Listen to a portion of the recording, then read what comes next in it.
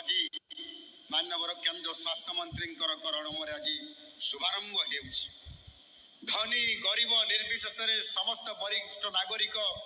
यही योजना से आज सामिल होगापी जाऊँगी। अनेक क्षेत्र देखा जाए जे आर्थिक अनाटन जो संतान संतति माने निज पिता मानू उत्तम चिकित्सा दे पारे बहुत पछघुंचा दे अणदेखा एवं आज एभली एक योजना आज माननीय यशस्वी प्रधानमंत्री नरेंद्र मोदी जी नेतृत्व एवं केंद्र स्वास्थ्य मंत्री आज ये नेतृत्व में आज यह सफल होगापी जाऊँगी। यही भाव में ओडिशा को अनेक योजना आज डबल इंजन सरकार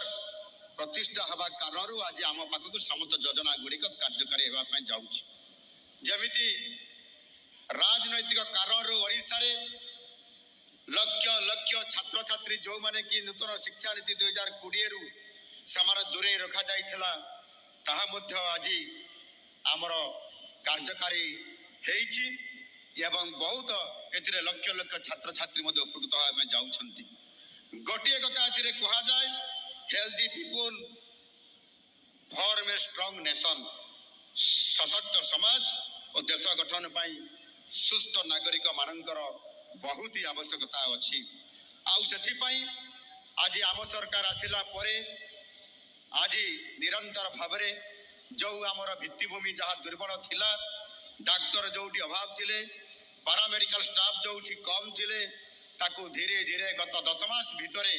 बंधुगण आज हूँ 10 मास पूरण होबार आज हूँ शेष दिन आज हूँ 11 तारीख आसंता 12 तारीख रे आम सरकार आसबार 10 मास संपूर्ण भाव में पूरण होगापी जाऊँगी। आउ से दृष्टिकोण आम 3टी पर्याय रे वर्तमान सुधा 4000 रु अधिक डाक्तर और स्वास्थ्यकर्मी मानू आम पर्याय क्रमे से नियुक्ति प्रदान कर सारीचु। आगामी दिन में आहरी 5374 डाक्तर दंत चिकित्सक नियुक्ति प्रक्रिया आरंभ होती खूब शीघ्र ताहा पूरण होगापी जाऊँगी। सार्वजनिक गुणात्मक स्वास्थ्य सेवा सामाजिक और आर्थिक एक प्रगतिर ये हूँ मूल भित्ति। आउ सेथिपाई शारीरिक मानसिक सुस्थता नागरिक मानू कार्यक्षम आत्मविश्वासी और स्वाभिमान करिवो एवं स्वाभिमानी नागरिक माने ही समृद्धिर स्वप्न को साकार करिवे। आउ सेइथिपाई यशस्वी प्रधानमंत्री श्री मोदी जी सारा देश रे आयुष्मान भारत प्रधानमंत्री जन आरोग्य योजना को ये आरंभ करथिले। स्वास्थ्य ही संपद आउ यहाँ को भित्ति करी तार प्रकृत परिचायक होउची आयुष्मान भारत योजना। माननीय प्रधानमंत्री जेते बेले 23 सेप्टेम्बर 2018 मसीह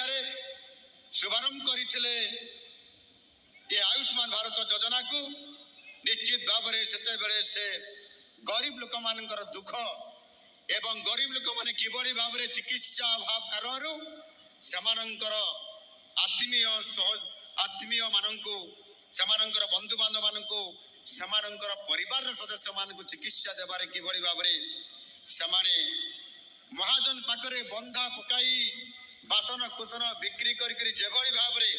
सामने चिकित्सा करैबारे अनेक कष्ट पाउथिले अत्यंत पीड़ादायक थिला से परिस्थिति। आउ माननीय प्रधानमंत्री जी दूरदर्शी कारण ये योजना आज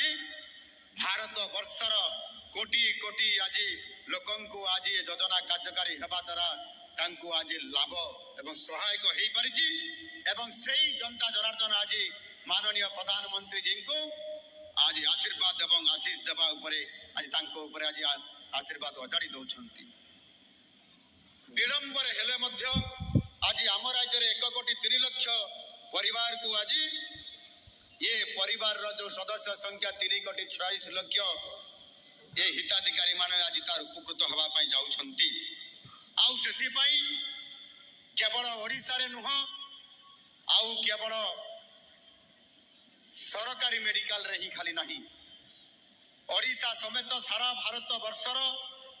29,000 रु अधिक सरकारी एवं बेसरकारी हॉस्पिटल मानकरे ये दयमुक्त चिकित्सा आज हेबाई जाऊँगी जहाँकि यह एक ऐतिहासिक से परिवार प्रत्येक महिला सदस्य मान आमे स्वतंत्र भाव अतिरिक्त 5 लाख टंका पर्यंत देयमुक्त चिकित्सा करिवार ये सुजोग आज आम सरकार आनी दौरान एवं केंद्र सरकार सहायता 70 वा ततदु अधिक वयस्क वरिष्ठ नागरिक मानक आयुष्मान वयोबंधना योजना रे परिवार पिछा 5 लाख टंकार देयमुक्त चिकित्सा मिलिब एवं निश्चित भाव ओडिशार पाखापाखि 23 लाख रु अधिक वरिष्ठ नागरिक उपकृत पाई आने 29,000 हस्पिटाल यार उपकार पाई तेणु निश्चित भाव आज ये प्रकार योजना जहाँकि एक निरंतर भाव आज ठारू समस्त स्वास्थ्य क्षेत्र में जो मैंने गरीब जो मैंने कष्ट पाँच ये योजना आज कार्यकारी होगा द्वारा निश्चित भाव यही जो आयुष्मान कार्ड ये परिवार रे केवल जन को दि जाऊना से कार्ड टी देले परिवार जेकोसी लोक जन व्यक्ति उपकार पाई पारिबो ये समन्वित योजनार प्रत्येक हिताधिकारी को गोटे गोटे कार्ड एक कार्ड आपण पाखे पहुंची पार जो थे कि संपूर्ण भाव गोटे परिवार लोक जदि अधा गोटे जगार अच्छा आउ कि परिवार लोक जदि आप अलग जगार किए अच्छी ताहले कौन प्रकार असुविधा हम ना ताकू देखिक ये कार्ड टी बना जाई ये भारत प्रधानमंत्री आयुष्मान भारत प्रधानमंत्री जन आरोग्य योजना बाबद केंद्र सरकार एवं राज्य सरकार ये ओडिशा सरकार